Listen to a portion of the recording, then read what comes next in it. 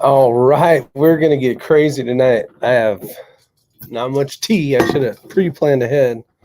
That link is to jump in, so we're gonna have a little bit of fun tonight. See what kind of craziness happens. But come on in for a couple minutes, talk, have some fun, and you can jump right back out if you want to. Figured to give you guys an opportunity to. It's always nice to see a face with a lot of these names out here. What's up, Otter? John Townley. Who else we got here? Shaggy Rifleman, RTT. What's up, Matt? Carcane, Shaggy RTT. TikTok Pops Quest. Because Pops Quest is out there. I figured to have fun. We do a little off the cuff today. See what kind of craziness happens. See what happens. See if we get shut down. I know you guys are hopefully normal. All the names in here right now I know, so I figure you guys aren't trolls yet. I will have to delete that link pretty soon though. But why not? Why not?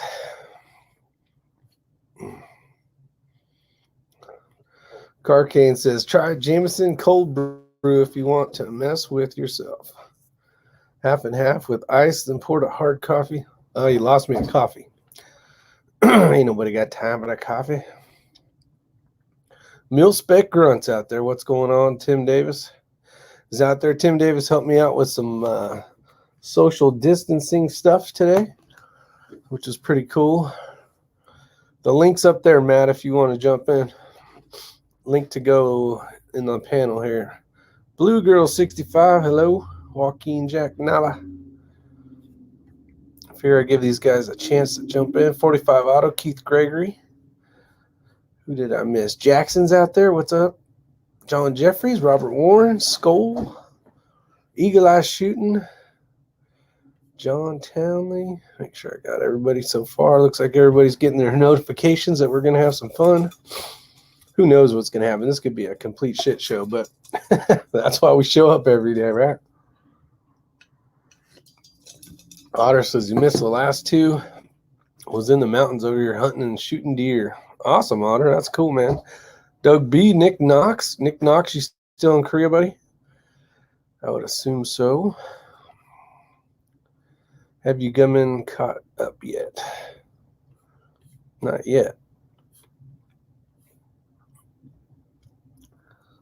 Let's see. Still see normal names out here. Judd Miller, how you doing? Let's see. There it is again. If you missed it, remember this will be on the panel. Billions and billions of people will not watch you. A couple hundred might, but other than that, that's about it. Rick is not here. Oh, it's hot. I want to say yesterday was hotter, but it could be because I'm getting used to it now. But it was damn hot today. What's up, Judd Miller? Oh, broke in my 308 build yesterday. Nice, Mil Spec Grunt. That's awesome. Yeah, Eagle Eye's probably got the hottest. Him and RTT Guns and Gear out in Arizona, playing in the land of the sun.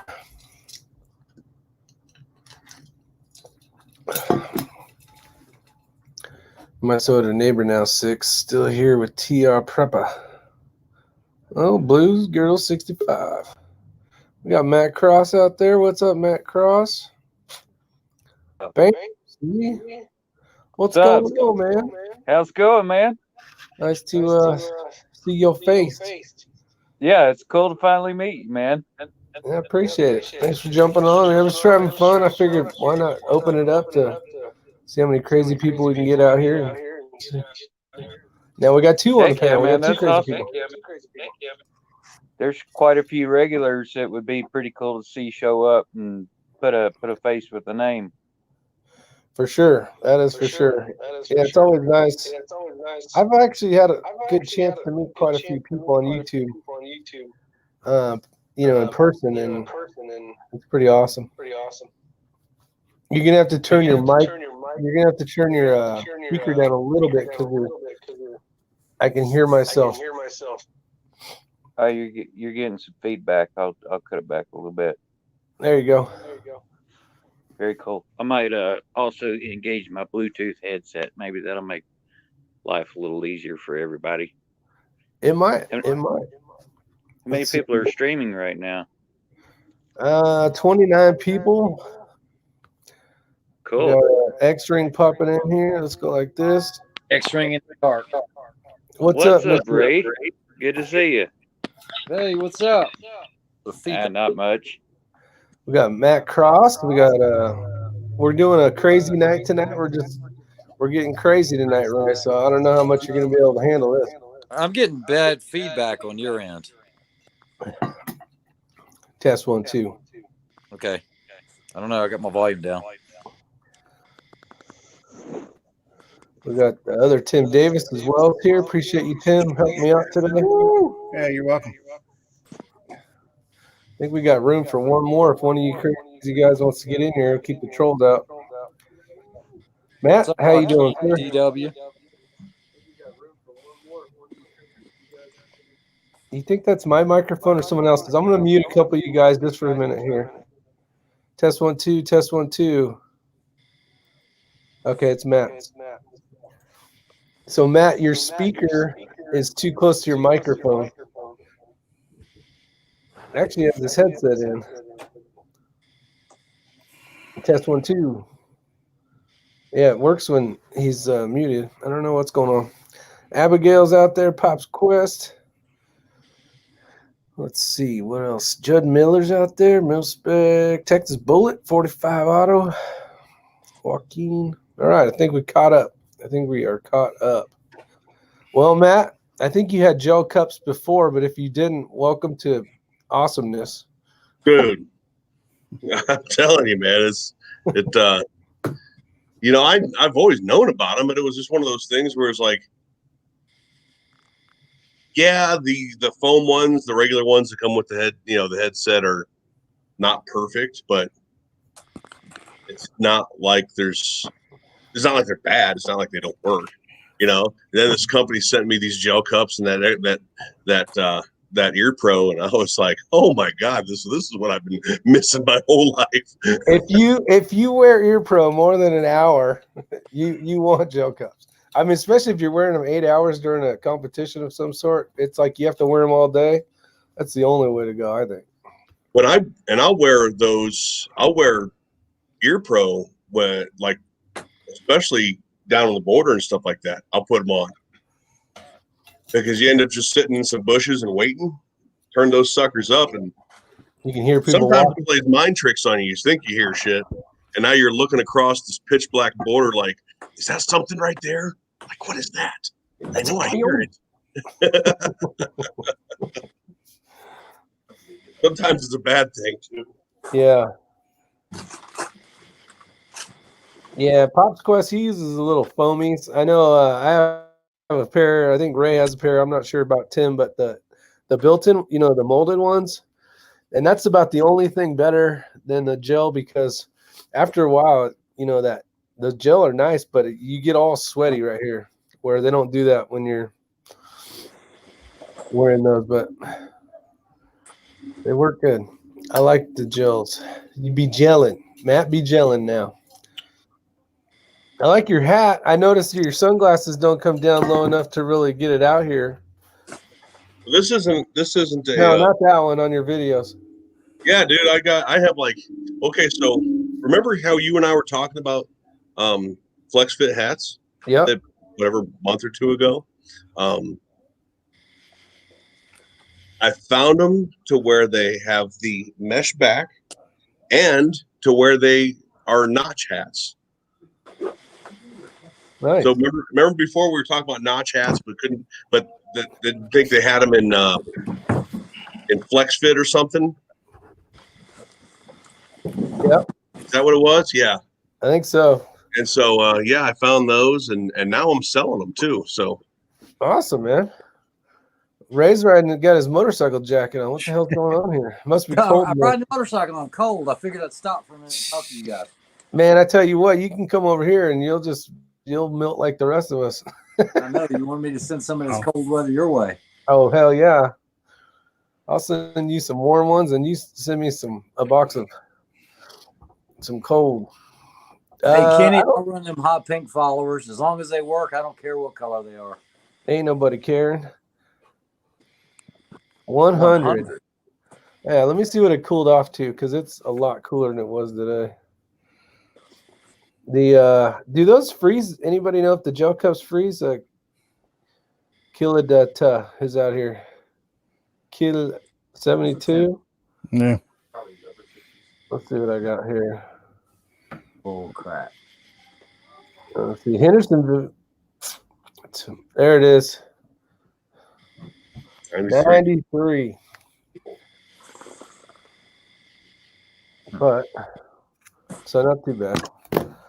It's 64 here. 64? Yeah.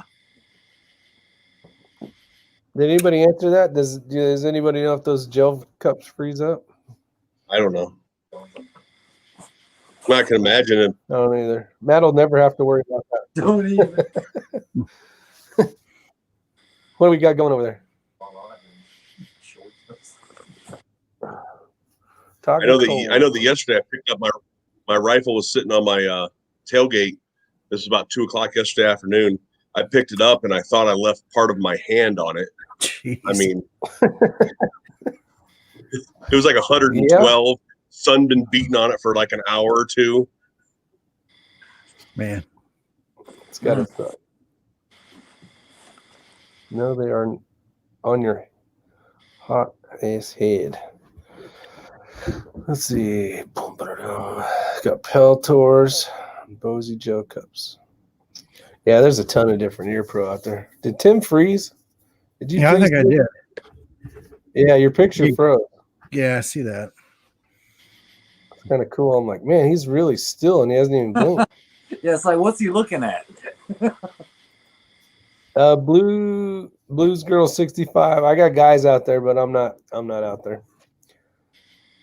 Oh, he's gonna try again. Let's see what happens. Try again. John Kreiderman's out there. What's up, Mr. Kreiderman? Yeah, you've been practicing. Rat bastard. Getting me real interested in that 6mm arc. Thanks for putting in the work. Yeah, Ray and his project seems to be working out between him and Eagle Eye. They've been doing a lot of testing with that 6 arc in a bolt. Yeah, I am impressed with it. I really am. Yeah. Did some more loads today.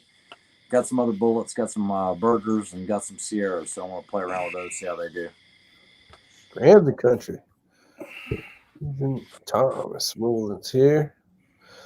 Oh, he's in Kakalaki right now. Let's see.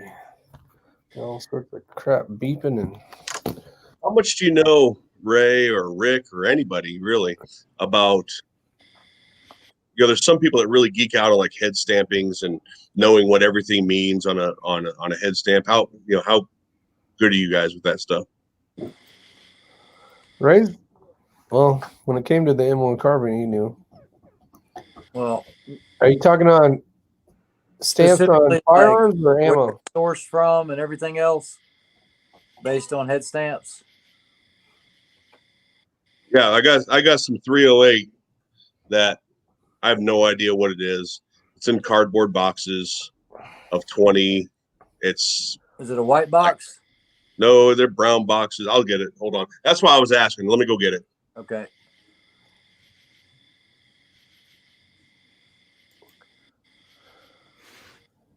Tim Davis got some crazy thing going on.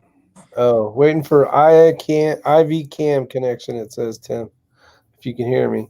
I saw William Nutt put a video out, guy dancing with his feet on fire. That's pretty good.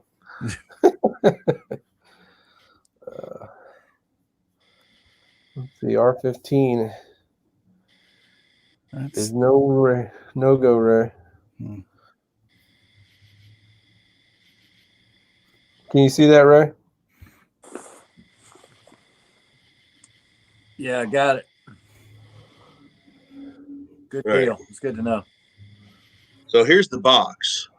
Oh, shit. F&M. Hold it a little closer.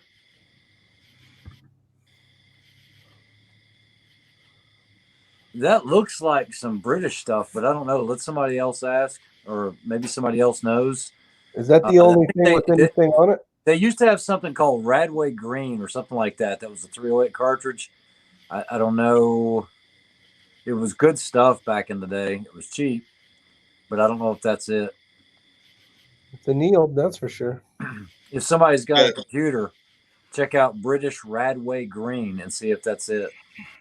FNM 82-32. It's got green on it. No, it's the sealant. Yeah, I remember you saying something about the video. You're like, I don't know what this is, but I got a bunch of it. Skunk apes in the house. Yep. I don't know what it is, but I got a bunch of it. As long as it goes boom. It goes boom. I haven't had one fail. Yeah, I saw your. Well, I didn't see it all. I ended up having to deal with some other work crap, but I saw you sighting in that 308. Yeah, sort of. I saw some of that video. Step away a while and chat goes to hell, y'all. Can you look up Radway Green? Y'all awake out there? Yep, we're awake. Steak primers. Oh, Tim, you're good now. Your eyeballs are moving. All right, there we go. That's all that matters. It's Portuguese. It says Portuguese FNM. It says 8234, which is pretty dang close, but I think it's Portuguese. If it's still, you guys still there? Yeah. Yeah, I just did the same thing. I just Googled it, and I see a NATO 762308 Portuguese FNM 8234. Yeah, and that's 8232. This is 8232. Who knows? It's probably good chance that's Portuguese though.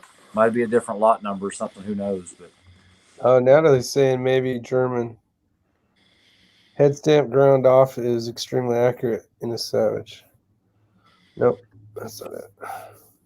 Say that again. Where'd it go?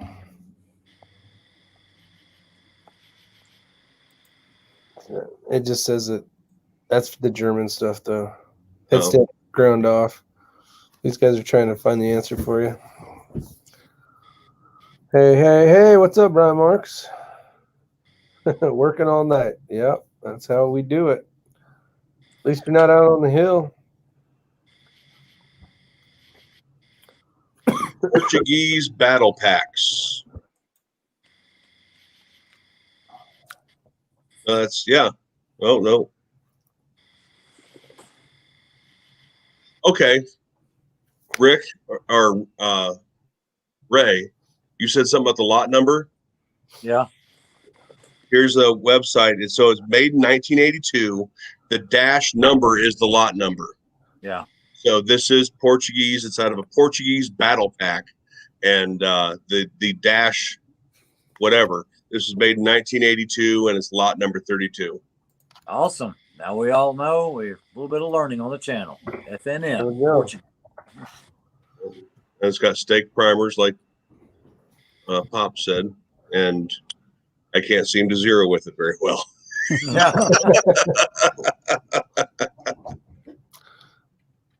Anyone here run the Howas? Yeah, Eagle Eye ended up getting a couple of those that action and barreled action for like $249 at freaking Brownells. Pretty cool. Oh, maybe 10. I don't know. I think I've only seen 6, but So Eagle Eye shooting. One of the guys in my group, he runs a Howa 308. I'm not sure what the designation is, if it's 1500 or whatever, but it's a 308 bolt action Howa, and he loves it. Says super accurate and wasn't expensive. I don't know what scope he put on it, but yeah, he freaking loves it for what it is. I mean, for not being this super expensive rifle. Yeah. That's true. Small SRP Starline Brass. Small rifle primer, or small rifle pocket, small primer pocket. Yeah. I went straight through Starline if you're talking to me, Brian. Yeah, and I went with the small primers. Education never hurts. Orion Fixer, what's going on, buddy? Been a while. DW's out there. DW wants to know if it zeroed well in 1982, though.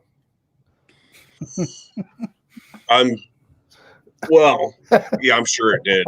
I'm When sure they get over older, time. it's like a banana. It's not as, it doesn't go down the barrel. It's just like everything else. The older it gets, there's a low curve to it. And low curve to it. That's right. Low performance issues.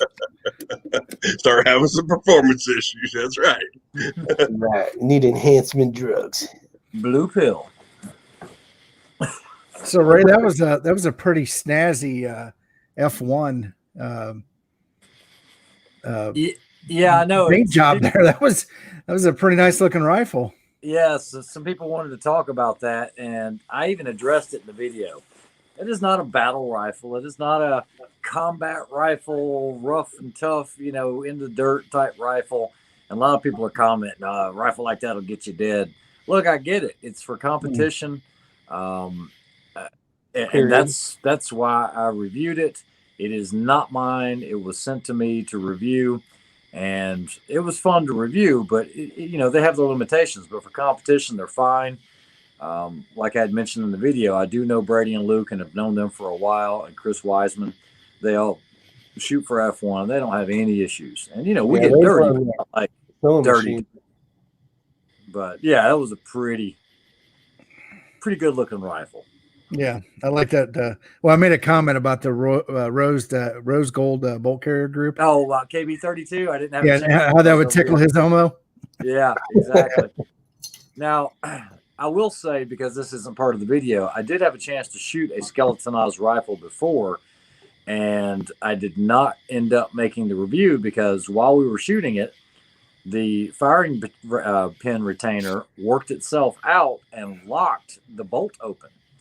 And you could not, because what it did was, as that firing pin retainer came out, and let's say this is a skeletonized, it came out like this, and then it folded it over. Rick was actually with me when I was doing that, and it seized the gun up completely. You couldn't open the charging handle, you couldn't close it, had to basically bend that pin out of there, and then we had to find another retaining pin. So I don't remember who the manufacturer of that one was, but I'm not a huge fan of skeletonized guns, ARs. Yeah, I feel like I've heard that story before. I think it might have come up I think you did in a conversation about that. But yeah, I mean, it's a nice looking gun. It was a nice looking paint job.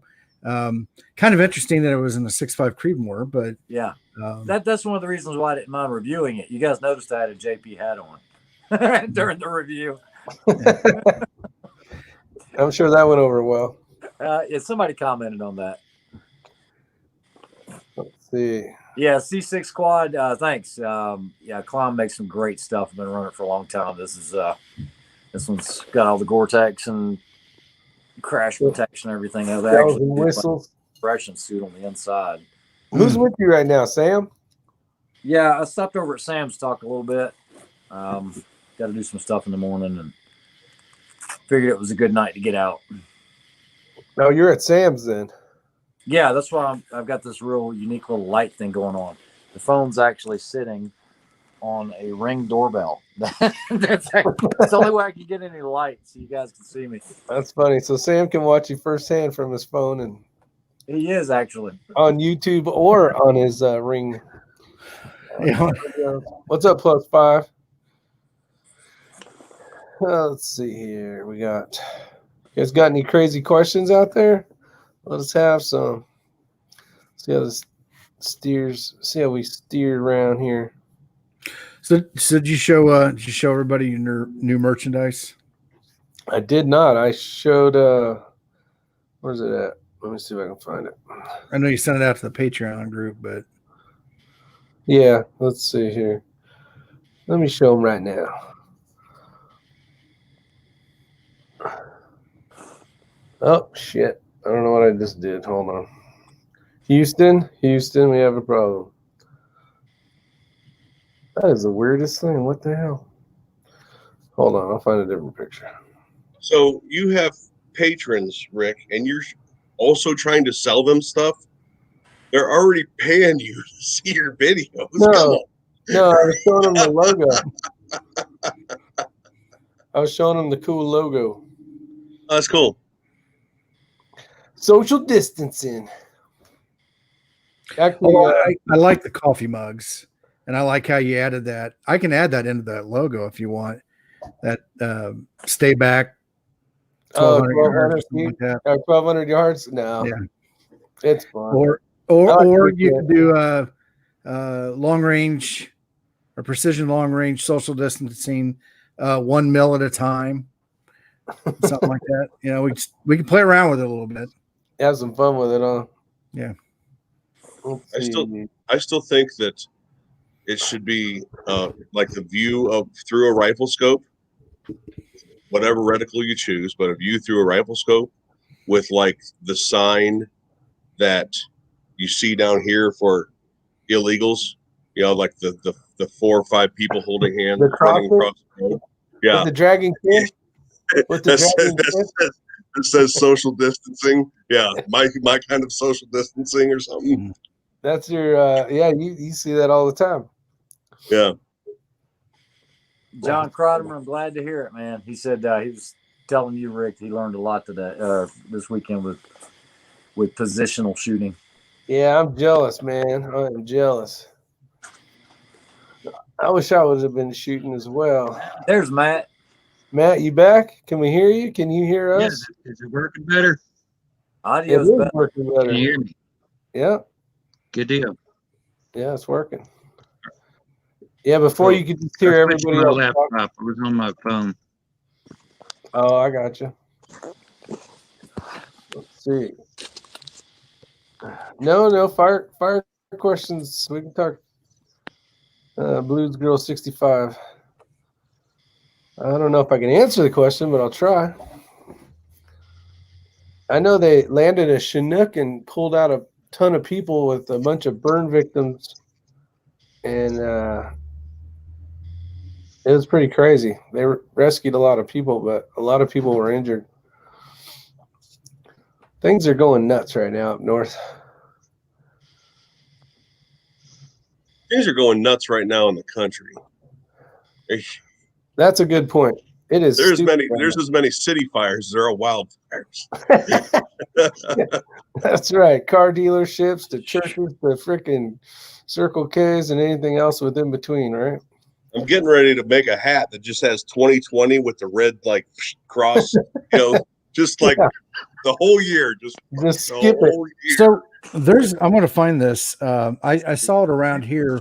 The Indy 500 got delayed from May, and they just ran it here in August.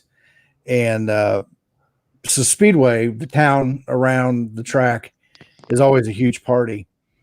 And I saw a bunch of pictures because they weren't allowed to do what they did, but track officials were taking, because there were some small parties, taking the big giant trophy around and like stopping at somebody's party and let them take pictures with it, the big Holman trophy and everything. And I saw this shirt a lot, or this logo. I'm going to find it real quick, and I think you guys will get a kick out of it. Maybe somebody can answer this while we're waiting. When dealing with a specific caliber, how much volume difference should one person expect to see going from one brand of brass to another? I have no idea. I don't even know what that means. Basically, a lot of guys will use alcohol or something to check internal case volume. And like Lapua brass is known to be thicker, last longer. And let's say if you compare that with, let's say, Hornady, that might be his question. I don't know what an acceptable range would be. I do want to address Drew Bradley's question because I did do some firsthand testing with this. Drew said that he watched a video, from what I remember from the question, that he watched the video about the rebated boat tails, like the 70 degree. And I did notice that exact same problem. Rick will tell you this. What I noticed was at 100 yards, my groups were nowhere near as tight as they were with regular, hollow point bow tails, or like the burgers. But at 500 yards on paper, that bullet outperformed the burgers and what was the other one? It was the non-coated. At 500 yards, the group was substantially tighter at distance. It was stupid is what it was. I was utterly amazed at how the group was not great at 100, but it was basically almost the same group from 500 to 100. Yeah. I'm exaggerating a little bit, but it's pretty amazing. No, it measured 2.3 inches or so. So it was a half MOA group at 500 yards. But yeah, that beat the burgers and everything else that we had tried. So I've stuck with it and I'm going to keep shooting. I think Rick's actually shooting those DTACs as well. Yes, I am. Real or question mark?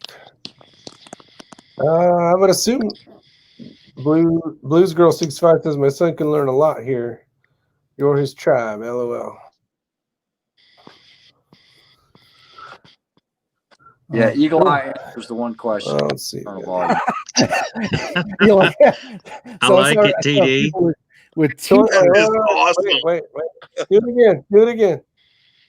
Tim. That is awesome. Nope, 2020 middle finger. Nice. There you go. Yeah, I think everybody agrees with 2020. I wish we could be done with it already. I just found this. What you got? Oh, it won't do it that way. Hold on. I got to do this. Yeah, exactly. Right?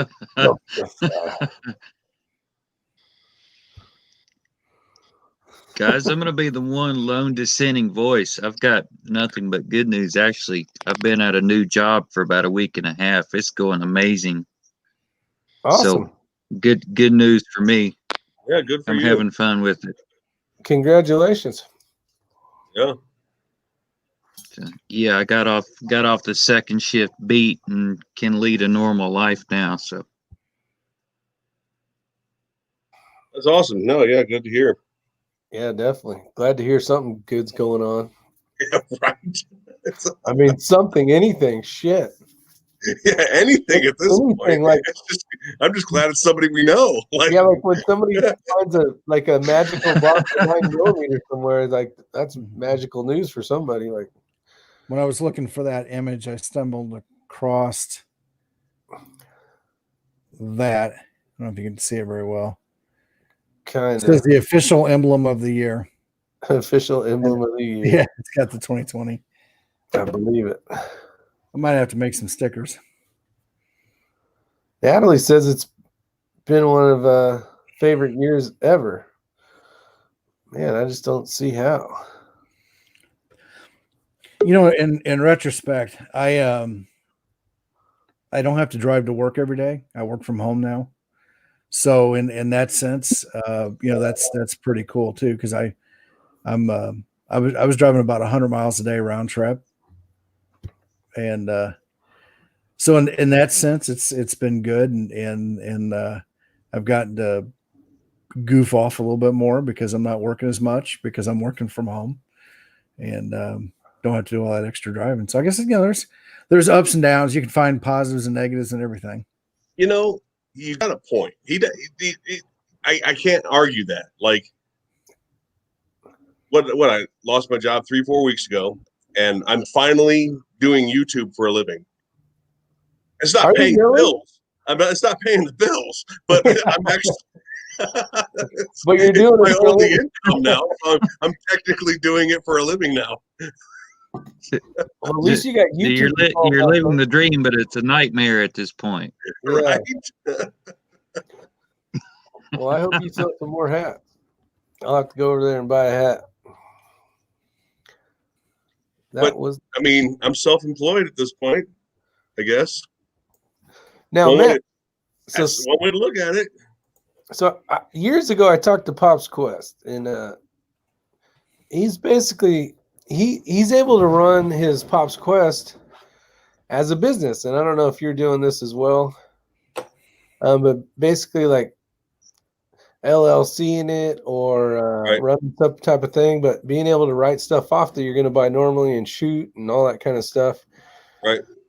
I'm actually looking into that because I mean, all the stuff we're buying and all that crap, it's like, why not at least try to get a tax break of some sort? Right. I got to buy this shit anyway, so. Well, I just can't afford the CPA or whatever, the person to do all the paperwork for me. Yeah, and I don't know how much it is in Arizona. I'm pretty sure in North Carolina it's pretty cheap and it doesn't take too long. Last one I looked up was about $1,000. That much? Yeah. I thought it was like $200 or something. I think that was the $200. I think is to do the LLC. Oh.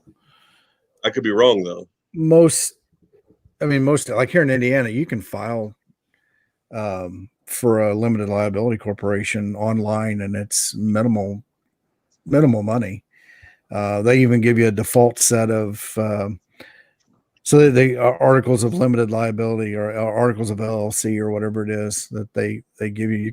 You can use those and submit, and it, like I said, it's very inexpensive. Well, somebody needs to point me in the right direction of the right website then, because every time I've looked it up, I've spent about 2 days doing it and went, forget it. It's like not worth the time. It's not worth me beating my head against the wall right now. You know, it's because maybe it's just my brain's inability to understand what the hell I'm reading. But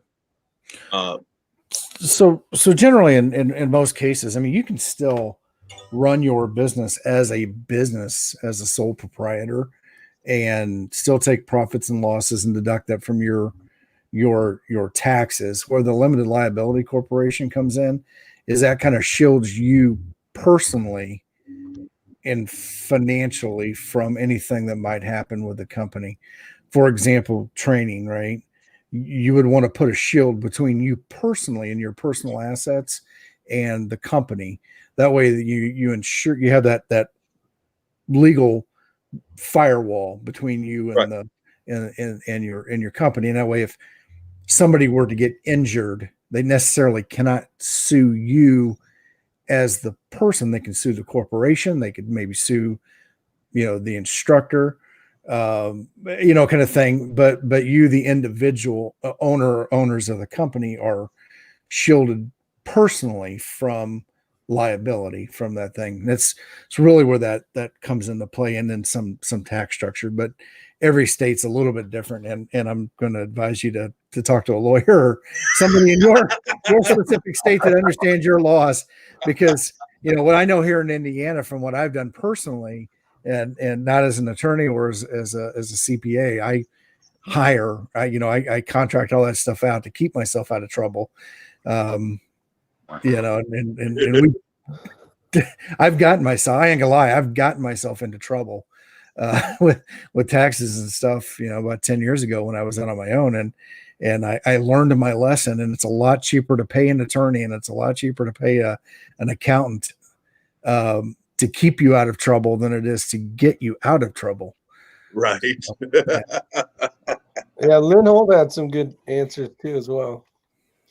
Basically what Tim was saying. But yeah, especially if you're training, Matt, if you're training these people, it's good to have that liability and be able to write all that shit off and for your your instructional stuff. Yeah. So I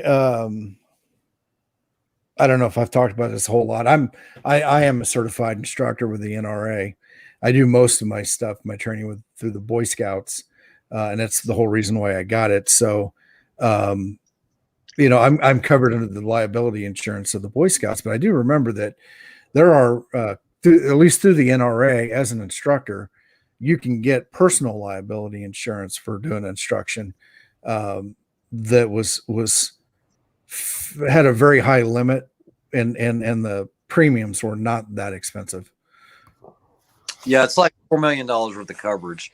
They used to use Lloyd's of London. They changed that, and it's something else, and it'll cover you teach at. You just list them on there. And I think it was I think it was like $300 to $400 a year. Yeah, it's very inexpensive. Yeah. Good to have it. Yep, absolutely. Like toilet paper. It's always good to have toilet paper, right? Always good to have toilet paper. So what's up, Matt? You being too quiet over here. I'm Plus gonna bump your five. ass out of here if you don't get rambunctious and start talking about something over here. Yeah, I'm a gentleman. I'm waiting for my opening, man. We're open. Go. Put a word in edgewise. And go. I shot a 100 shot shells in skeet today.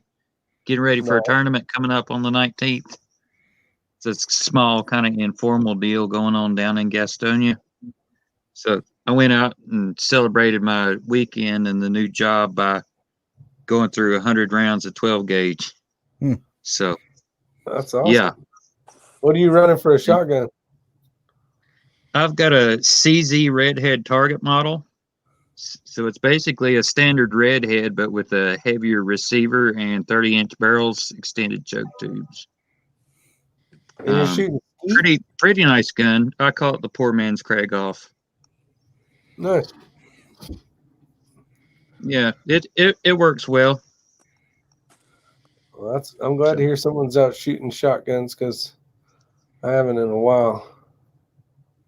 I had a ball. I'm getting desperate to get range time. I haven't been up to VOD in forever. So, hey, man, busting a primer, you know? That's what I'm talking about. Len Holt says, worked in tech as an independent contractor, did a DBA and carried liability insurance $1 million for about $1,000 per year. Wrote everything off that applied.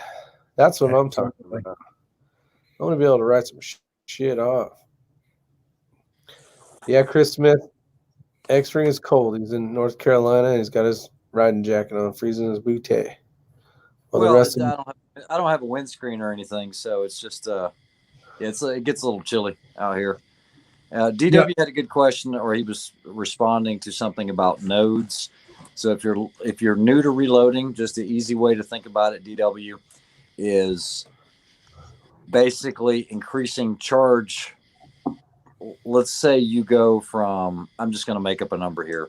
Let's say you go from 30 grains to 30.1 to 30.2 to 30.3, and you start doing these little steps and increasing your charge. Nodes are where you don't have a big variance between, let's say, 30.0 to 30.3.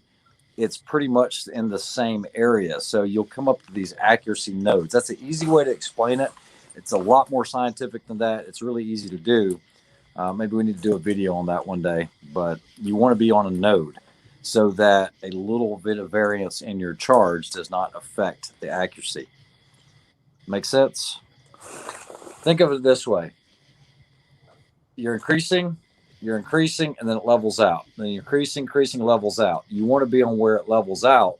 You'll pick a number in between that, and you're on an accuracy node usually. Usually you'll have a low node and a high node. Anybody want to add to that? Rebuttals, remarks? No, well, I'll give you I an agree. example. That 41 grains for the 6.5 Creedmoor, it was working perfect in like every rifle. And for some reason, and that worked out well for us. And the node, I think it didn't matter if I loaded at my house with my stuff or at Ray's house. It was always very accurate. So it was definitely in a good node. Yeah, but every rifle will typically be different based on the harmonics of that barrel length, and everything else. But every once in a while, there's just a charge, a powder that kind of works well on almost all rifles. You just get lucky like that. 45 auto, I haven't shot IDP in a long time.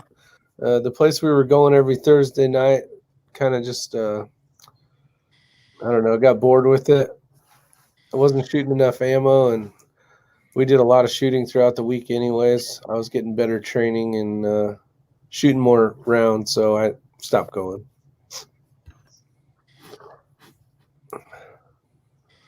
Yeah, Nally says amazing tonight in North Carolina.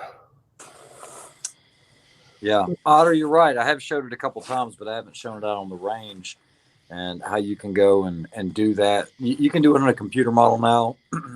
It's a lot easier, but if you go to a range, you can actually do it by placing a large piece of cardboard out at, let's say, 500 yards and marking your impacts and watching it. I've never shown that. Just like I haven't shown many reloading videos. I almost did one tonight just about my process. Not saying it's the right way, but it's the way that I do it, from start to finish. The Hodgdon H4350 C6. For Yeah, 6 Davey J summed it up perfectly. The only problem is you're trying to keep it, you need to keep it really simple for most people, because a lot of people might not know what standard deviations are or extreme spread or anything like that if they're just getting into reloading. Hello. Hey.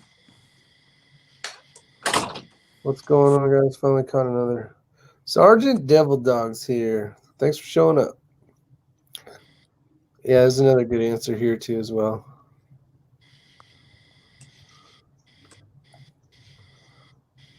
So you learn something new every day. Yeah, that's a good explanation. I just didn't have my thesaurus handy. Yeah, exactly. That's the thing is, a lot of times you got to remember when people are first starting off, they just know the basics. And we were all there at some point, or at one point or another. Many of us are still there, and you just want to say it in a way that's, I guess, most people will understand. Try to use an analogy of some sort. That's what I try to do.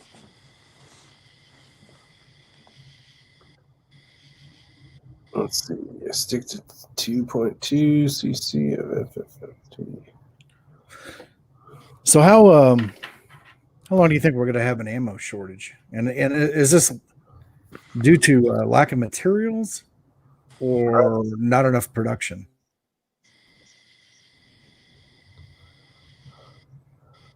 I don't know. I've heard finding primers is a very tough thing right now if you're trying to get an American stuff.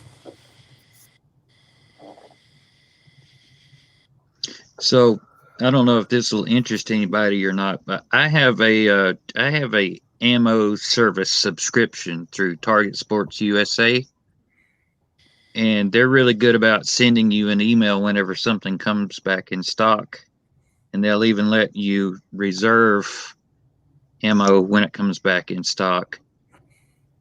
And so that's a service I use a good bit. So it's pretty easy to get ammo through something like that, at least in relative terms. As far as the perpetuality of this thing, no idea, man. There's no telling. I've heard stuff second and third hand, like primer sales and stuff being bottlenecked at the manufacturer level. No telling. I just well, as far as the ammo shortage question goes, I think that question can be answered once the fires stop. Yeah. Well, Yeah. So because if Trump wins, right, we're going to see continuation of what we've been seeing this year, right, and the ammo shortage isn't going away, right, until all that shit stops. Just like any other time we've had an ammo shortage. The thing that caused the ammo shortage had to taper off and die before we saw prices being reasonable again and stock being reasonable again. When you figure November 3rd, coronavirus will be gone, and I was gonna say the ammo shortage will be gone, but you never know anymore. You just never know. You just don't know what you don't know, right? I've heard an estimate. I've heard multiple estimates between 5 million and 6 million new gun owners since the civil unrest. People waking up and realizing that the government is not responsible to take care of you. You're responsible to take care of yourself. And so I know that put a big strain on the ammo supply. I just don't know. I've never heard a clear defined answer. Are we having a shortage because there's just not the manufacturing capability to keep up with an extra, 5 to 6 million new gun owners, or if it's or they're intentional delays. Like if you notice, like with gasoline, they haven't built a new refinery in, I don't know, 30 or 40 or 50 years. They just keep scaling them back, and we have problems with gasoline production, and which causes prices to go up. And I don't know if this is something. Are we having problems with being able to get the components to make the ammunition, whether it's through reloading or from an ammunition manufacturing standpoint? Oh, I don't know. I mean, I've heard a couple things here and there, but if you go, I think back to the last time we had the ammo shortage, and there was a 22 shortage. What was that, in 2014? No, 20. Yeah, that's all right. Yeah, 14, 15, somewhere in there. Oh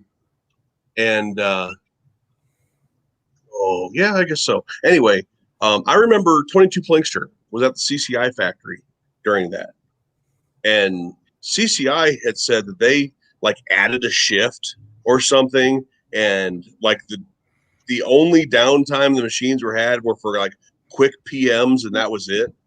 And they still couldn't keep up with the demand. Now, whether you believe them or not, I don't know.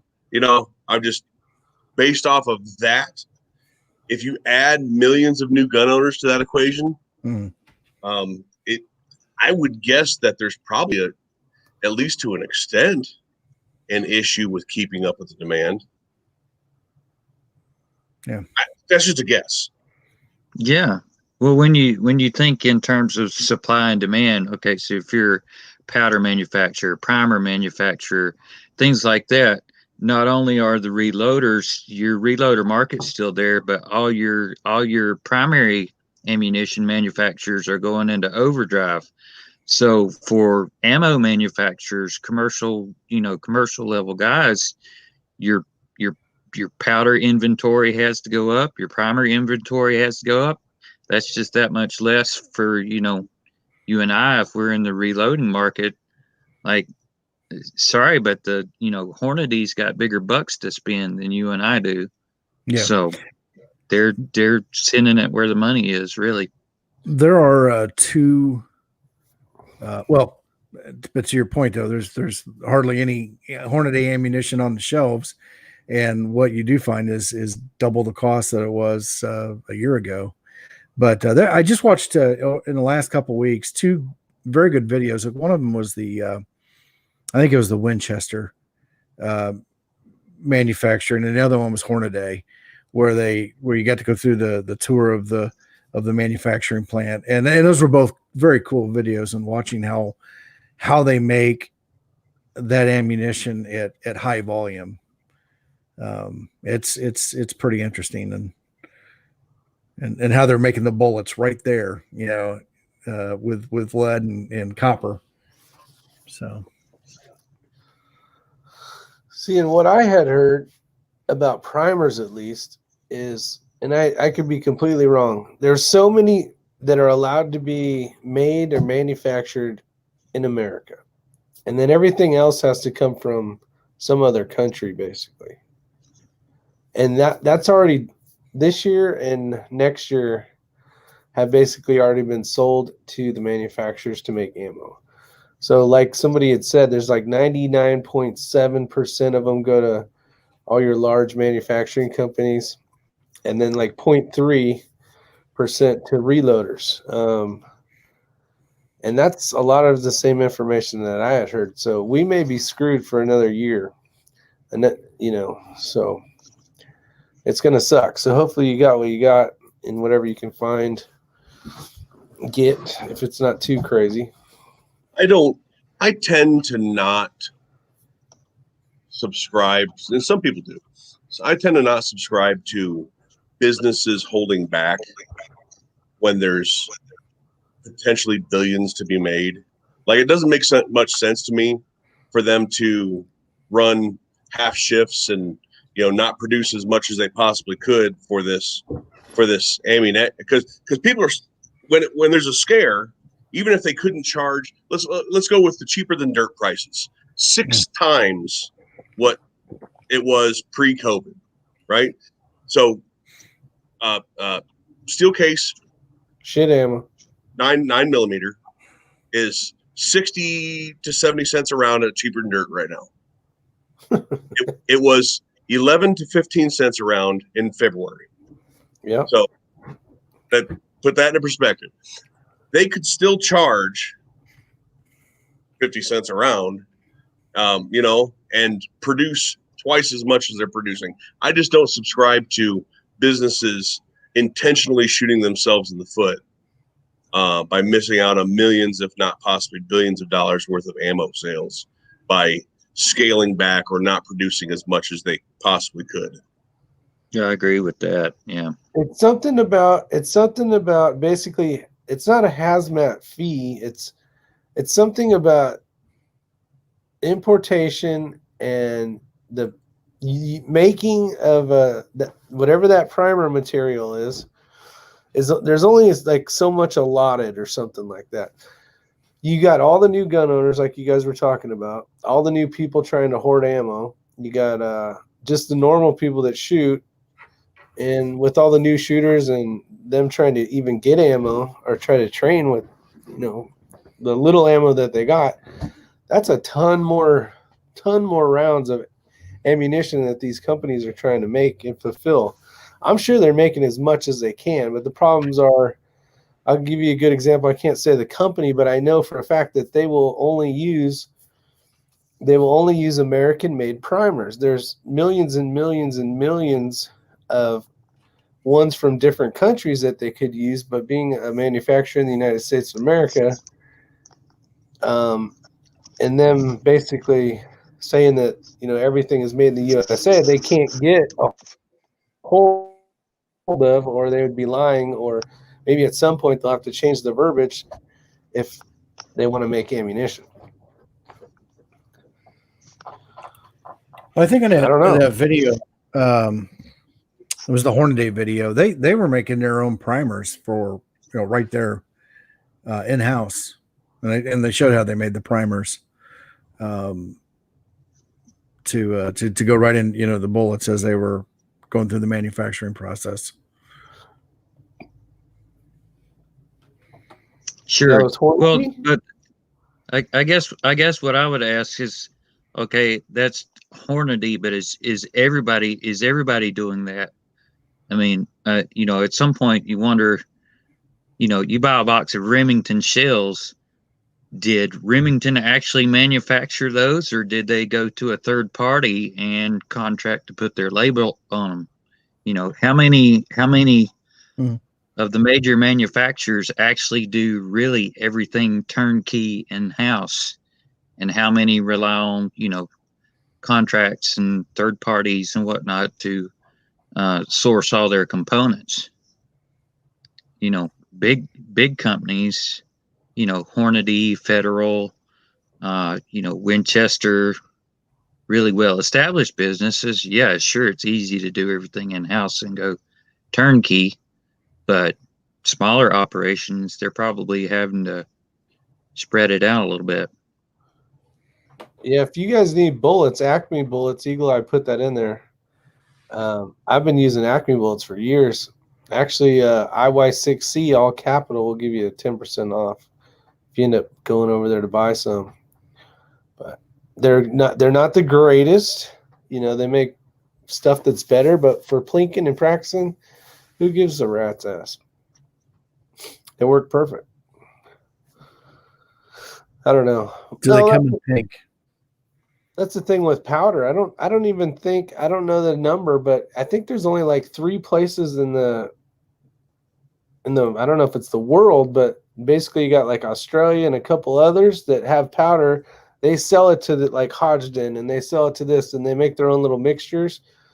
So it's, I think one plant had burnt down like 6 months ago or something like that. So that might be a reason why we're seeing shortages of powders. I don't know. And all I know is that there's a holster manufacturer, holster and mag carrier manufacturer that got a hold of me and wants me to do a whole bunch of videos and pictures for their new website they're building, and said, what would it take for you to do that? I said, well, just give me the stuff, let me keep it. I said, and send me ammo, send me pistol ammo so I can make videos with it, with your holsters. I said, how much ammo that is going to depend on how much stuff you send me. If it's one holster or 20 holsters, Yeah. Man, we ain't gonna be able to find you in your house if you get any more holsters, dude. So one of my viewers, I totally, absolutely, 1,000% appreciate this, emailed me and said, hey man, there's this holster company I know, and I think the guy was a cop or a corrections officer, and he makes holsters. And he was like, he'll send you some stuff. I'm like, man, I am so freaking holstered out. Like, I can't even tell you how tired of holsters I am right now. I know. Why would you even want to look at a holster after that month? I still got 6 from Falco that I got to do, and another box of 13 that a viewer sent me that were his personal ones that he didn't use anymore. Jeez. Yeah, dude. Now you're gonna just have to start saying you're gonna have to put a pistol inside of them in order for me to try them out. I'm so fucking holstered out. Like, it's to the point of tears. It really is. Charles says the plant that Varget was, that's the one that burnt down. Yeah. I couldn't That do raises that. a good point. It would be nice to see some of the high demand, drive some new manufacturers into the market, get a little more competitive in the marketplace overall. Shoot, more powder and primer manufacturers in the game. Yeah, that's a win for all of us. Well, I think it was Conservative Sniper had told me on that Australian powder, basically, like, everybody around here is like, not everybody, but a lot of people are looking for Hodgdon H4350 for like 6mm Creedmoor stuff and 6.5 kind of ammo. And basically in Australia, it's called, I think it's ADI or something like that.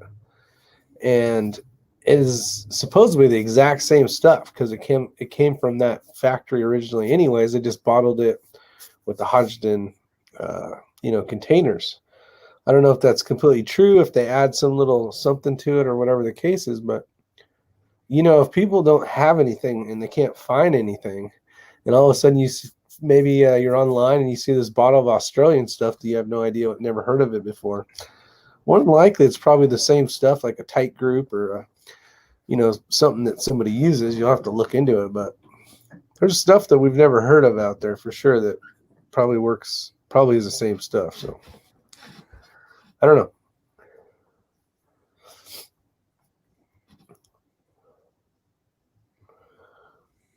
Let's see. Now it says I'm ashamed to say that I don't reload, so all the reloading stuff is zero impact for me. I buy everything I shoot. Yeah, Matt's the same way. And at this point, getting into reloading is sort of a waste because look at all the reloaders that are having problems getting, now you're going to buy a whole bunch of equipment that's just going to sit there and do nothing. So, right. Yeah. And they resent me because now I'm part of their problem. Well, yeah.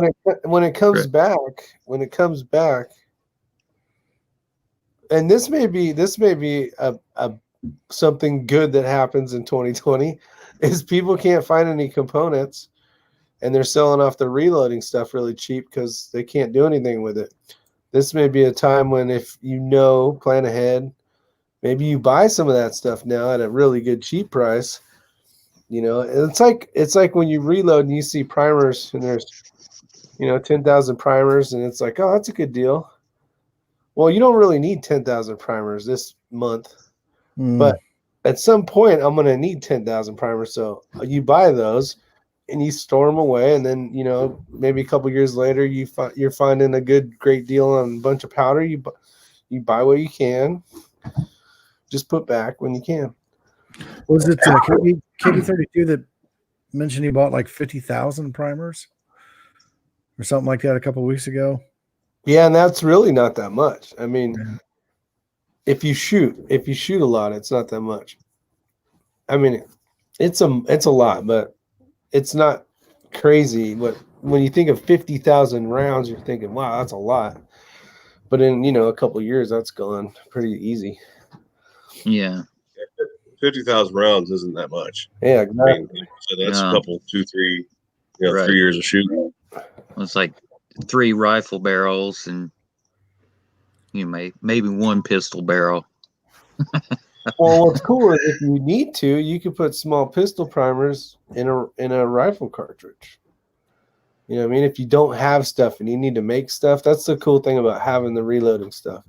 I kind of am jealous of the guys that do the whole not so much jealous because I don't want to do it. I'm too damn lazy. But, people that are melting down their own projectiles and stuff. I mean, at the worst case scenario, it would be nice to be able to do everything you need to make things go boom out of the end of a firearm at the end of the day. But I'm too lazy to do that. So you just buy in bulk when it's at a good deal if you can. Pop's Quest is really good at doing that. He prepares well. He gets a good deal on powder. He'll buy a shit ton of powder. And if I shot something else, right, other than 9mm, right, other than some of the, I mean, I do like 3 basic things: 9mm, 223, 7.62 by 39. If I shot some of the more expensive rounds to shoot in either handgun or rifle, I probably would have gotten into reloading at some point in time. But and this is something like one of the guys in my group, the same guy that has that hobble rifle that I was talking about earlier. He does tons of reloading, but he doesn't look at his time as money. He looks at his time as just time he had. What the hell am I doing anyway? Yeah. Whenever I put effort into something, I look at it as money. Money. And so when I look at reloading, I go, okay, let's say I already have all the equipment, right? And then I did the math one time. I can't remember what it was, but when it came down to 1,000 rounds of 9mm, I was reloading for about the same price that I could buy it for.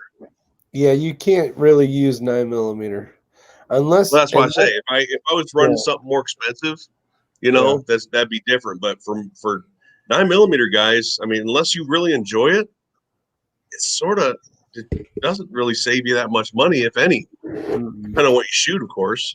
No, the perks to reload 9mm is you can make it for your gun. You can make it a bunny fart load. If you're shooting competition, you can customize it basically, period, end of story. Yeah. Where you make all your money is when you're basically making precision long range ammo that costs a shit ton of money to make, and you can make it for maybe even 2/3 the price. When you shoot, let's just say just 500 rounds, that's a shit ton of savings when it comes to rifle ammo. So one of the things I started looking when I got my 6.5 Creedmoor was, all right, do I go out and buy a press? Do I get the dies? Do I get all the materials and everything like that?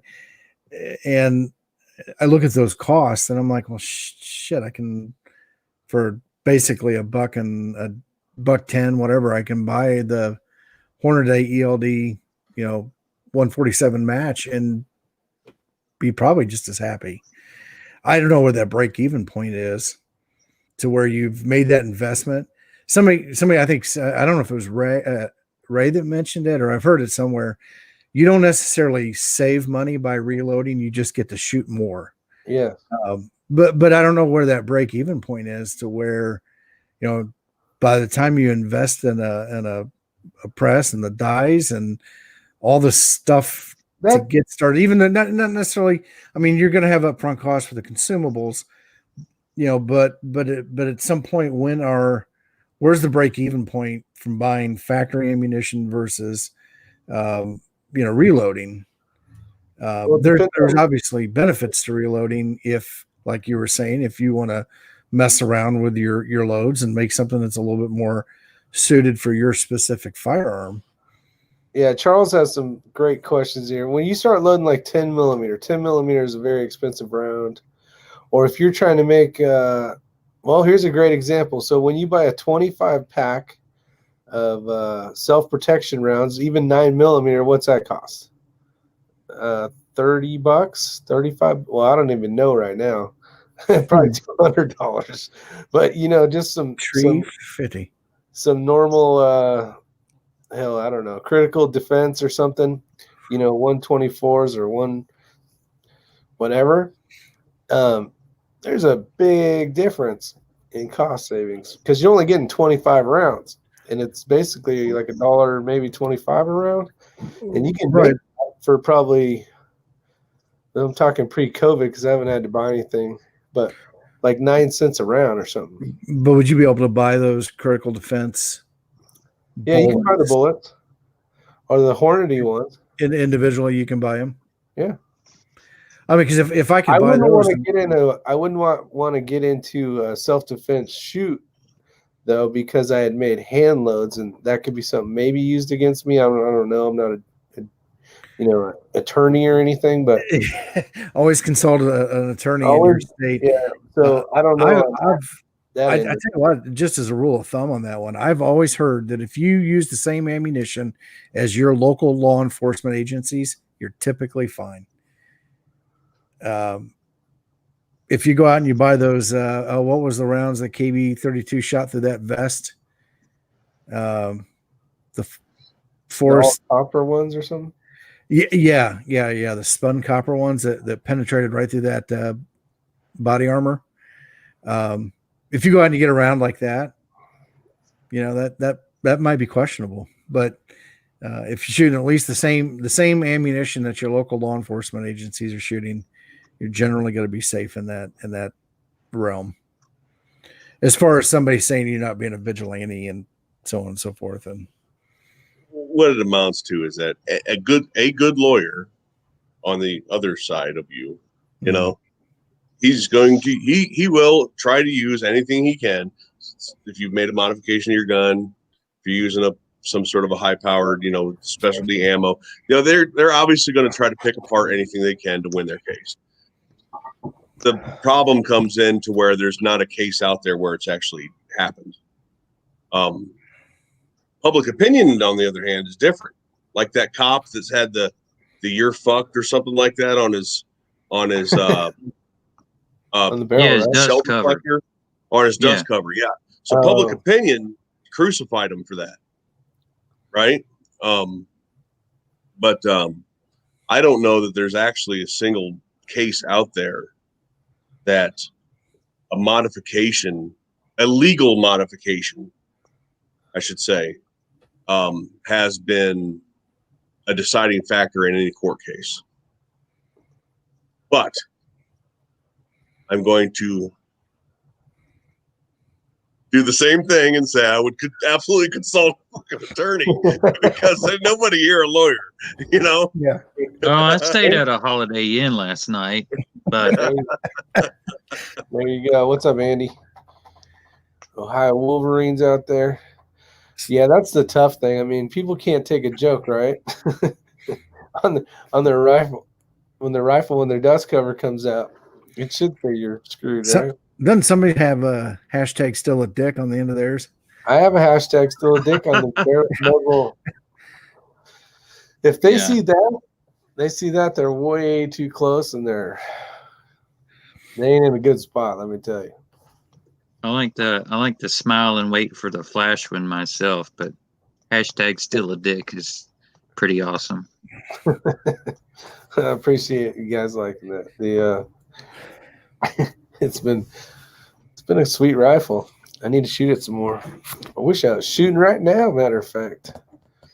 The best thing, one of the best things about being a reloader though, is you have the ability to be when you have all this stuff, basically self-reliant, the ability to make stuff when nobody else can, the ability to go out and shoot when nobody else can, the ability to protect yourself when nobody else can, you know.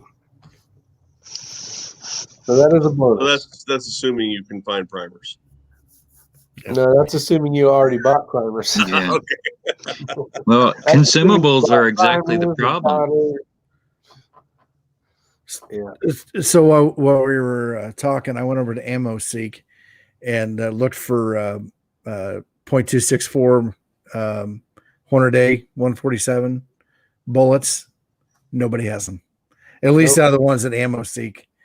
You can't find. Indexes. Well, I don't know, but when I bought last month, I bought 500 rounds of the Hornady. I had to go with the 140s ELDMs because they did not have any 147s. Now, if you're not going to shoot out to 1,400 yards, I don't think you'll notice the 140 over the 147 anyway. So No. I don't know. You know, and I was actually I'm going to look while we're talking here.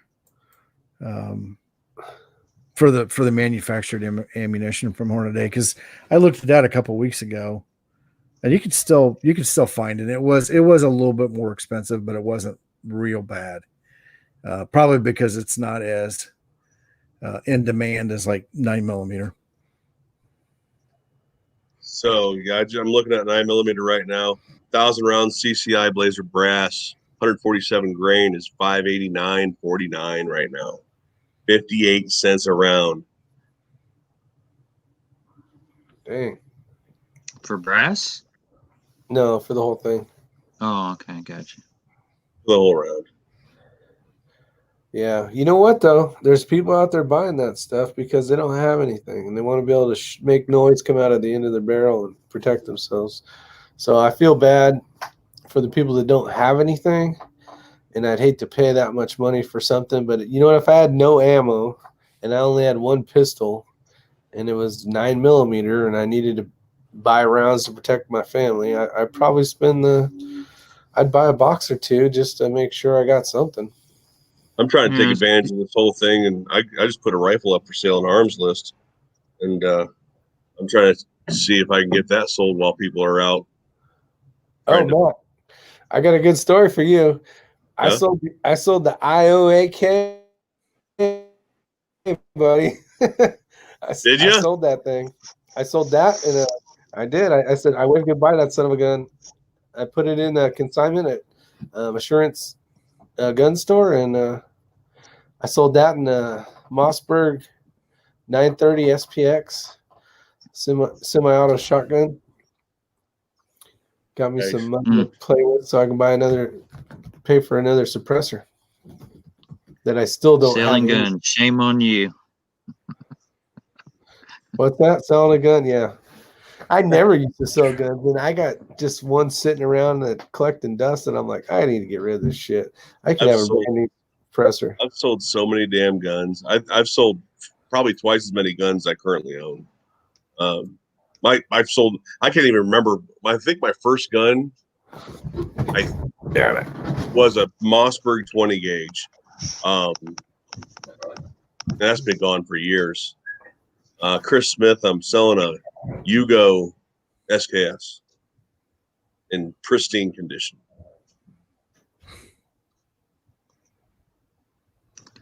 I tend to only buy guns that I really like to begin with, and so as a general rule, anytime I sell a gun, I have seller's regret almost immediately afterwards. So There's some I regret selling. Absolutely. But there's a few that I've held on to that I've refused to sell, that I won't sell. But they were my grandfather's. Yeah. 1940, 45, 1945, 1911, chambered in 38 Super. Things that shoot, great gun. That's one of them. Yeah, I'm definitely not parting with any heirlooms, but even my beaters I've parted with, I was like, man, that was a fun gun. Why did I do that? No Ohio Wolverine. I sold my last Mosin 2 years ago or 3 years ago. I sold my last Mosin 2 or 3 years ago to a guy, and all the ammo I had for it. I've had 3 or 4 of them now. 3 of them, I guess. Yeah. I got a whole box full of guns. Probably sell. What are those? High point, those high point 9mm, high point 40s. Yeah, high points, baby. Those are good guns, man.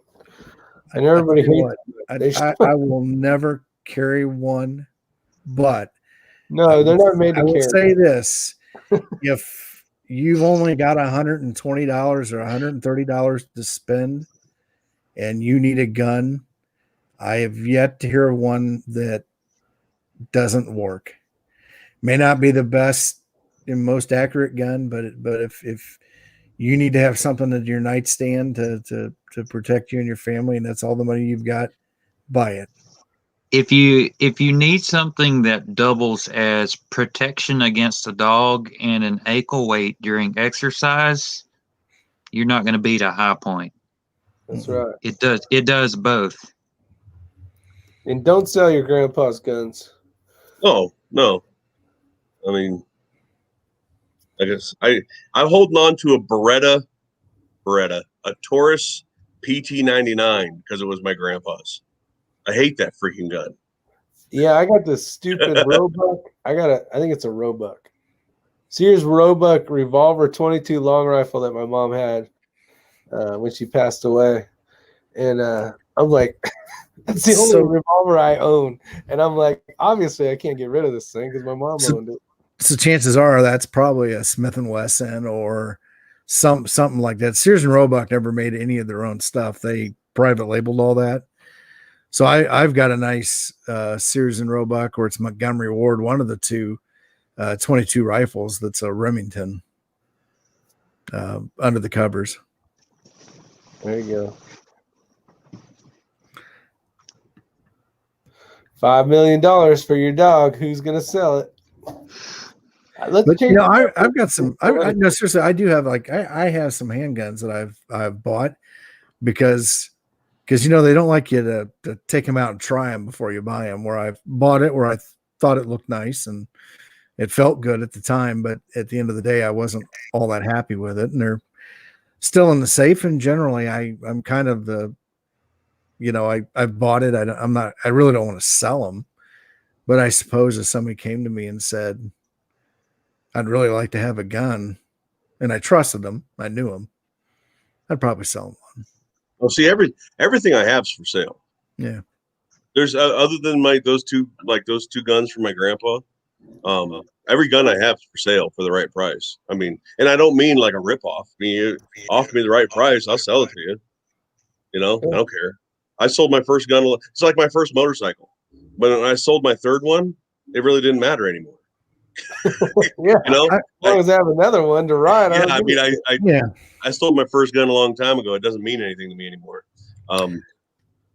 So I've had a carry permit for almost 30 years now, and I've only ever sold one gun. Phew. Yeah, I personally, because I bought them, you know, from the FFL. To be honest with you, I'm afraid to have something out there that's got a serial number that's attached to me, and God knows who's going to do what with it. That's why I've always been kind of apprehensive about selling it. Through a dealer. Well, there is that option here in Indiana. We can do private transfers, without any problems. And there's a Indiana. We have a pretty good gun. It's the Indiana Gun Owners Group. And so there's a lot of people in there that forum where you can find other people, and you know, just about everybody that sells a gun in there, they're automatically, you know, make sure you have a copy of your driver's license and a copy of your Indiana license to carry a handgun, whether it's a long gun or not. At least with those two things, you can prove that they're a resident of the state, and if they've got a handgun permit, you have a reasonable expectation to believe that they're a proper person, and you don't have to worry about, selling it to a felon or something like that. Yeah, well, you can do that as well. Bill of sale. Yeah. We have a driver's license or a CCW permit or something. Yeah, All right. Yeah, I was technically, watching we have- just said Mr. we don't have all control from laws eternity. follow. Hey. Instagram. I would like to clarify that I would never sell my last gun. There you go. What if your last gun's a hypo? But, That's like a good one. every gun I have is for sale, with the exception of my grandpa's guns. But I would never sell my last gun. Yeah, you can So only buy his I would last have one when I you would buy I would his- always at least have 3: the 2 that were my grandpa's, and 1 whatever my last gun is. Yeah. So how old is that Taurus? What'd you say, PT99 or something like that? He bought it new. I want to say that thing is close to 30 years old. Okay. See, if I were in that situation, if it like my parents had a gun and my dad, and I'd probably get rid of it if it was something that I didn't care for. If it was something that was like passed down to the families, it was an early 1900s model gun or Right. something like that. I'd probably hang on to it. The only thing I ever did with that gun was years ago. I gave it to a really, really good friend of mine because I needed money. He said, "I'll give you $300. I'll hold on to that gun for you, and you can pay me back, get the gun back." And so that was, and he and I are still friends today. Known him for 20 plus years. I mean, he trust him with my life, and so that was probably the only person I would have ever done that deal with. And you're right. I mean, as far as my grandfather's guns that I have, of the 2 of them, that 1911, when he was still a World War II pilot, that's what, or an Army Air Corps pilot, that was his pistol. That I would never get rid of that. I mean, that's truly a pry it out of my cold dead hands. Oh, absolutely. Firearm. But that I don't think he cared as much about that PT. I think I care about that PT99 because it came from him than he cared about it when he had it. He's probably, "Oh, this piece of shit, I'm just gonna I'll give it to Matt." I've got a 6.5 millimeter Carcano that was a war trophy, came back from World War II from my wife's grandfather. But God, if you can find ammunition for it, because it's not your traditional it's not your traditional 6.5 millimeter bullet. They use a little bit different bullet. I've seen some. I guess they sporterized a lot of them after the war, brought them over here, and everybody thought they were crappy shooters, and come to find out they used a little bit bigger bullet than a true 6.5 millimeter. So.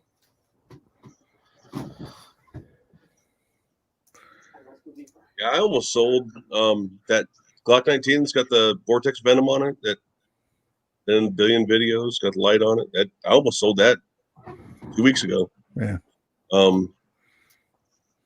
Guy asked me what I wanted for it. I said, "I'll give you, what I got in it. It's a $500 gun with a $50 barrel and a $100 slide and $100 optic. I said, give me $600, give me $650 for it. And he's like, "No." I'm like, "All right, go find him at the Glock 19 for sale then." Actually, you guys would be glad to know. I'm going to probably switch over to Glock. I'm getting to the point with my eyes where I'm looking at going to a red dot, and it seems that Glock seems to be the only one as far as a general purpose firearm that has got the red dot down with the MOS slide and having the removable plate for it. Seems like with SIG, it's a pain in the ass, and the only one I know of in the Springfield line is the Hellcat, and I want something a little bit bigger than that. So, There's Yeah, a few. yeah. so I'm going to probably switch over to Glock. All right. So we're almost What I at still like hour, saying. we're almost at an hour and a half. And this is where we asked them crazy stuff. So I was watching Mr. Guns and Gear on his Instagram. He had posted the ass hat. So we're switching gears. We're getting crazy here. The ass hat that got shot in the arm from Kyle Rittenhouse blew off his arm. He was at a protest like a few days later, and Kyle is stuck in jail still. So you're allowed to basically be a felon, have a pistol, get ready to use it against somebody, and no problems. You're just allowed to walk the streets, no problems. But you're basically getting attacked. You protect yourself, and you end up in freaking jail. So, ready, go. That victim, he's affectionately known as Lefty now. So yeah, lefty's on the loose while Kyle sits in jail. That's basically the long and short of it. We as a society have failed. So I was actually, when I got notice of your chat tonight, I was watching a video. There's Robert Barnes is a huge attorney. He's been involved with the Covington kids and a couple others. He does I was watching a YouTube thing between him and another lawyer up in Canada, and they were he was talking about Strickland, where a reporter back in 2016 was essentially beaten up by Antifa in Portland. He started to withdraw. They kept harassing him. He had a firearm on him. He pulled the gun out of the holster, put it in a low ready, basically stood his ground and said, and they didn't say anything, but it was there for 3 or 4 seconds. People withdrew. He put the gun back in the holster, turned around and walked off. He got tackled by police and arrested. And so they're talking about this case and how they've set it up where they're getting these overzealous, or basically they're creating a blueprint to prevent people from using self-defense as a case. And he's speculating that they're going to start using this same format, the way they did this with Rittenhouse, and there where self-defense doesn't matter. Self-defense isn't a defense, a legal defense now, and because of the way that they're doing it. It's kind of an interesting thing. And if you're interested in law, I like law stuff, so it's interesting to listen to, and I'm going to probably go back to it after we finish up here. But I think, Put it out, damn it. There's people on, there's good people on both sides of this thing, but I think that kid's got to get screwed unless he's got some great legal things, because we can all look at the videos, and everybody, I think any reasonable person can see that every time he fired that gun, it was because he was in the process of being attacked. But I don't think everybody's going to see it that way. I don't think necessarily the courts are going to see it that way. But if you get an overzealous prosecutor, they're going to take that and on the public's dime and just keep fighting it. I know he's the lawyer he has is the lawyer from the Covington kid. Yeah, Well, that might be Robert Linwood. Barnes. I can't remember the lawyer's name, but that Covington, Kentucky thing with the Indian that got in the guy's face, the kid's face, and Yeah. Oh, yeah. he's got his lawyer. Oh, he's a good one. That kid has some millions and millions of dollars. Oh right yeah, now. he's He's won a laughing few his lawsuits. ass to the bank, let me tell you. Sandman, Yeah, Nick Sandman, motor boaters at it. Yeah, motor. He's got a good lawyer. I think he'll actually be all right in terms of the outcome of this actual case. I don't know. Maybe I'm just optimistic. I wonder about his, his long-term future though. How he'll weather it out, because he's pretty young to be dealing with all this. So this could, in terms of long term, this could throw a pretty good curveball at him, I think. But who knows? He's definitely not the type of person he's just going to be walked over and pushed around. So he's got that going for him. But he could have psychos dogging him from here till kingdom come. You never know. Yep. Yeah. Oh, he looks like an outstanding young man. I mean, he was out there cleaning the city. He's painted bullshit all over the walls and putting out trash fires with fire extinguishers and helping with medical. I mean, man, I'd love to have 100 million more of them young men running around here. Yeah. Agree. So the reason for that was, like, part 2 of it is, we are so screwed on social media. Us on YouTube right now and Instagram and Facebook and all those. I don't even know. There's so many damn ones out there. But when you have the ability to basically get a GoFundMe for Anthony Grubber, but you can't have a GoFundMe for Kyle for his legal defense, it's like, Yep. you can. There's no way around it. There's the platforms as we know it are just doomed. They're already doomed. They're done. So Facebook, I think it was 2 days ago, maybe 3 days ago, they were basically any story that you put up, they deemed Rittenhouse a mass murderer. They personally deemed him a mass murderer, not even following the standard definition, the FBI definition of what a mass murderer is, and that's 4 or more people in succession without some kind of a cooling off period or whatever. I don't know the exact definition, but it was at least 4 people that were killed. And so now they've deemed that, and then basically they're just, if you put something up that's pro Rittenhouse, they'll ban you. They'll remove it and shut your account down for a period of time. Now, I understand they are, and this is where I think I really think that was it the Section 230 thing of the Communications Decency Act, where they give places like Facebook. I understand they're private organizations and they can do whatever the hell they want. I also know that they are basically the town square.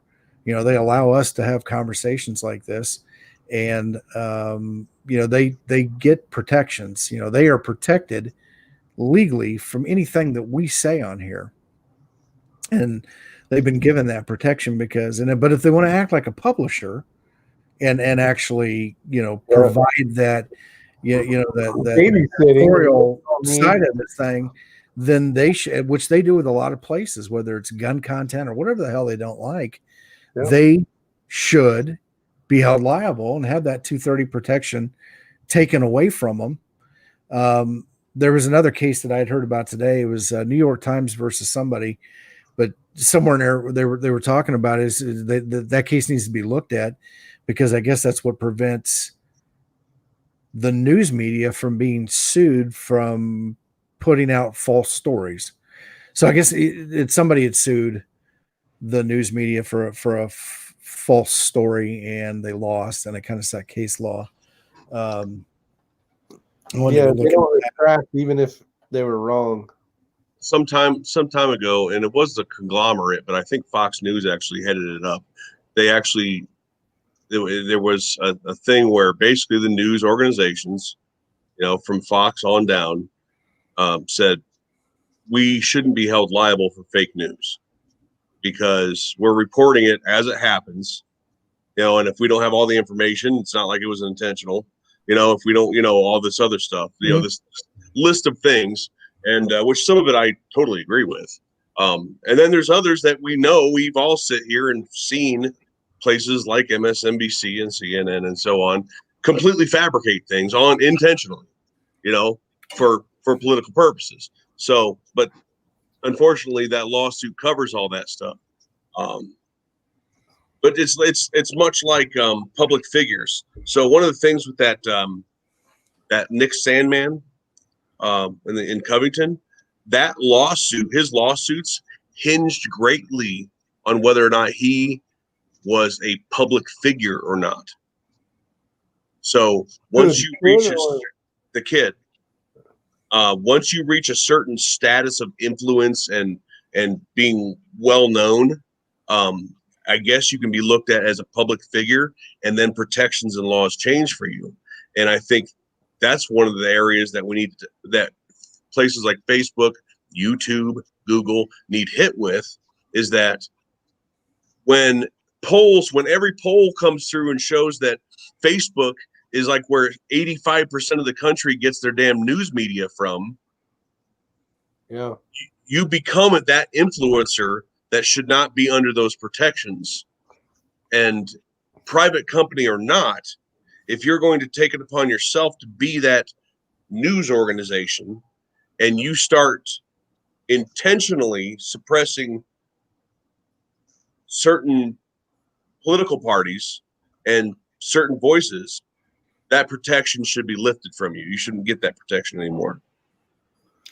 Yeah. Well, I think the one thing that everybody should remember about all of this, and we can sit here and we can say a lot of it's politically motivated, and a lot of it is left leaning right now, but 20 years from now it could be right leaning, and it should be open and fair. I think everybody should, to be able to every newspaper, everything should be able to report accurately and fairly. Just print and still have a point of view, right? So one of the things I heard this, I think it was Mark Levin or somebody had talked about this a long time ago. They used to, like with newspapers, you would know, like it was the Charleston Democrat was the newspaper. You knew they did not hide. They didn't try to claim to be some objective source and still, and have a political bias. They were at least open about their political bias. And if you know that what you're reading is going to be politically biased one way or the other, then that's fine. You can take that with a grain of salt. You can take one, story from Fox News. You can take one from MSNBC and, one from a third source, and probably out between the three of them, find a truth in there, but nowadays they claim to be fair and objective, and I don't know who the hell is and who isn't. Well, back in the days when newspapers were a thing, that's what op-eds and letters to the editor were about. You were going to get a dissenting or opposing viewpoint published because, publishers had an obligation to balance what they published, even if they had a bias. Mm-hmm. Facebook and Instagram and Twitter, there's no obligation to balance anything or in any way counteract their bias. And they're working on legislation in Congress on this right now. But I think what disappoints me more than the behavior I see on the left is kind of the lethargy I see on the right. People aren't really motivated to grab the ear of their representatives and say, hey, you really need to push this thing with the FCC and changing this legislation. Partly because we're busy. I mean, we work, we raise families, we've got stuff going on in our lives, and that's part of it.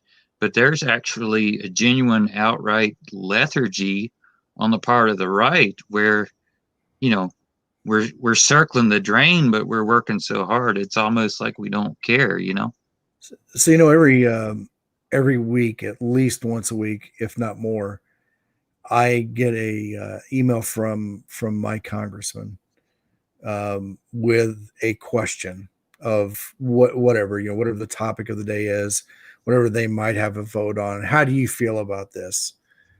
Should we do this? Should we not do this? Give me your own opinion. And every week when I get those, I fill those out, but I don't hear anything from either of my senators.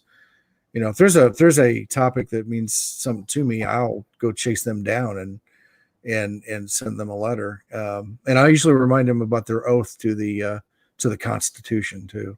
Not necessarily oath to the party or anything else, but oath to the Constitution. Yeah, and we're talking about like the editorial side. Was it last week when they came out with this over last weekend, Monday? So Monday, the CDC report with the 6%, of all the COVID cases were strictly just COVID versus some other comorbidity. I'm flipping through Facebook, and one story, it says, "Oh, this is fake news," and the next one is the exact same story from a television station. And I'm like, so how are they determining what's fake and what's not fake when it was the exact same story? One was just sent from some, I don't know, probably think tank or whatever. And the other one was an actual television station. And I would have liked to have seen them tag the television station's story as fake news, but.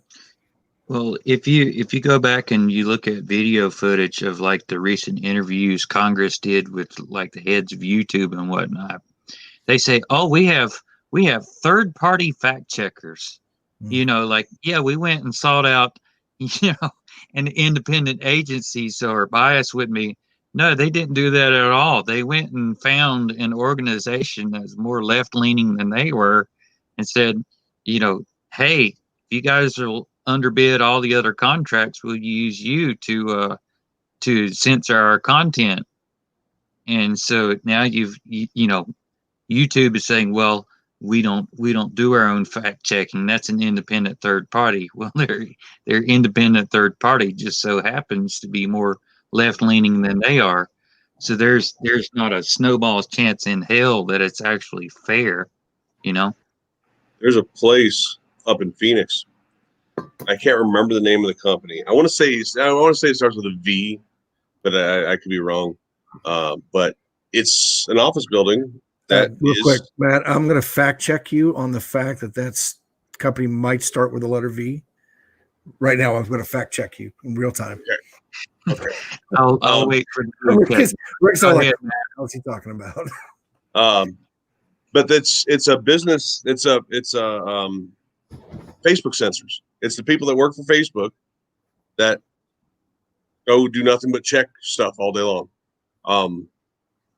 And I just can't remember the name of the place, but it's that's all it is. You can go be a Facebook censor right up in Phoenix, Arizona.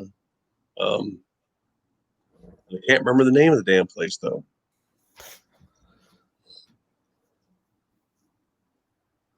Well, those places are actually fraught with employee turnover.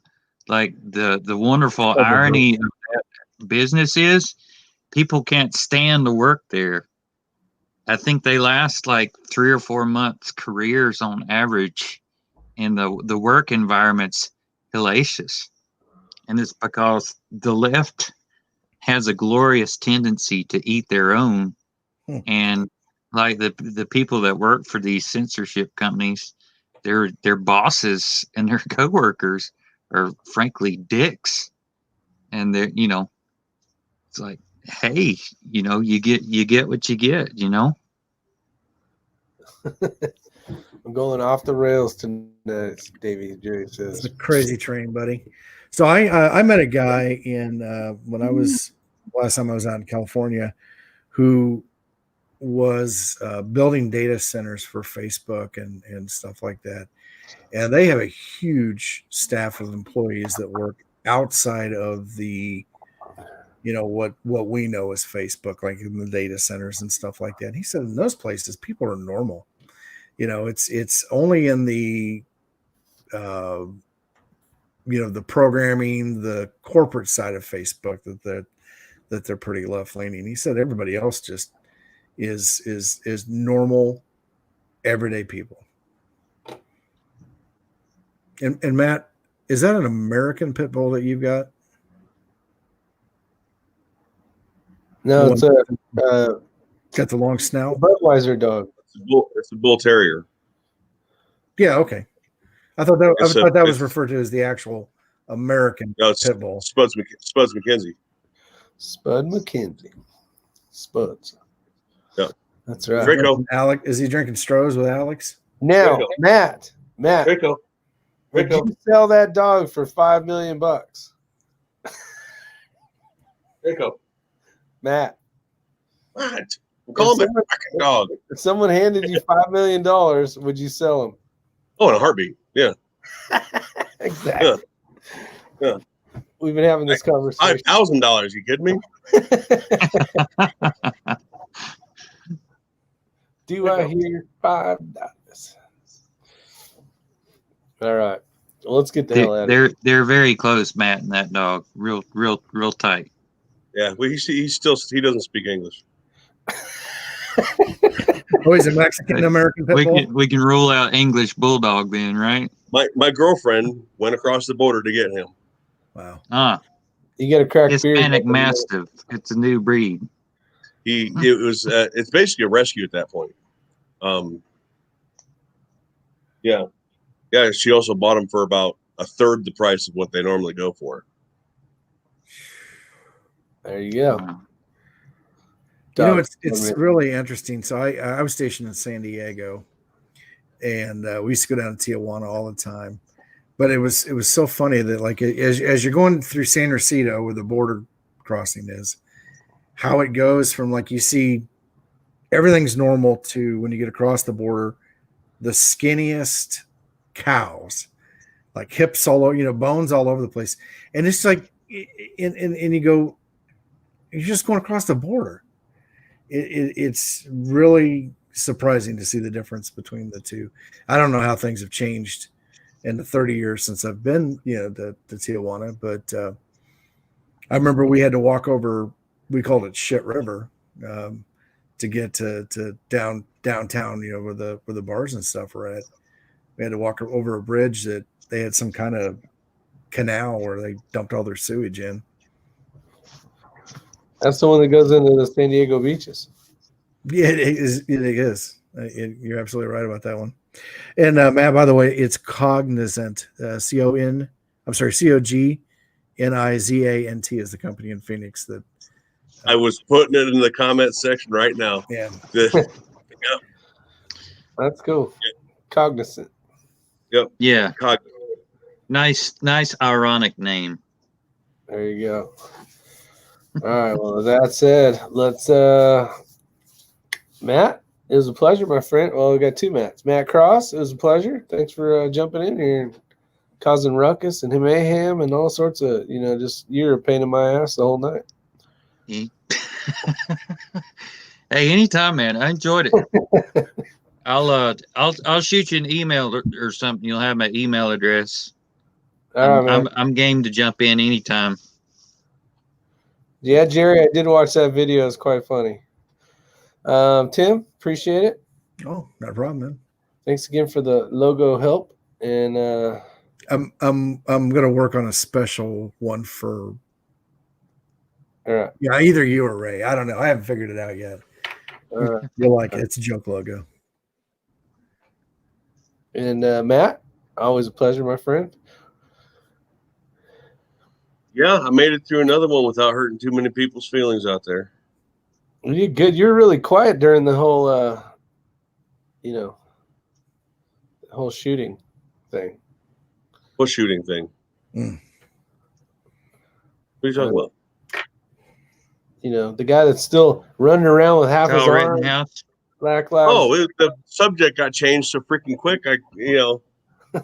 That's probably good. Yeah, I'll give you my opinion on that, but Yeah, that's fair. I've heard it already. Other than that, everybody out there, take care. Stay safe tonight and every other night. See you guys on the next one. Good night, Bye. everybody.